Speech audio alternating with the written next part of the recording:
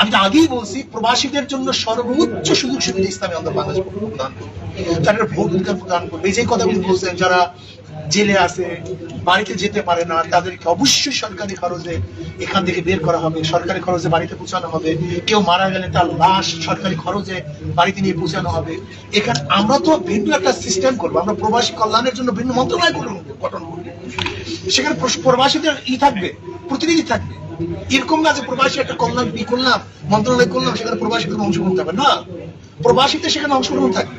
গোটা দুনিয়া প্রবাসীদেরকে নিয়ে কমিটি গঠন করবো।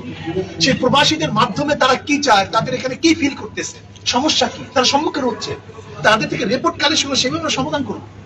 আমরা আমাদের সরকার, এই দেশের সরকারের সাথে সবসময় কোয়ালিশনের রক্ষা করবো। সবসময় আমরা তাদের সাথে আদান প্রদানের মাধ্যমে আমাদের প্রবাসীদের সুযোগ সুবিধা দেওয়ার চেষ্টা করবো। দেখেন, আজকে বাংলাদেশের একজন শ্রমিকের যে সুযোগ সুবিধা, অথচ দেখা যায় ইন্ডিয়ান একজন শ্রমিকের কাছে অনেক বেশি সুযোগ সুবিধা। এর কারণ আমরা এই বৈষম্য দূর করি, আমরা বৈষম্য দূর করে সবার অধিকারকে সমান করার চেষ্টা করি। কিন্তু এই বিষয়টা আসলে কেউ নেই, উদ্যোগ গ্রহণ করেনি। উদ্যোগ গ্রহণ করবে, তারা ক্ষমতা নিয়ে ব্যস্ত থাকে, মানুষের সেবার জন্য ব্যস্ত থাকে।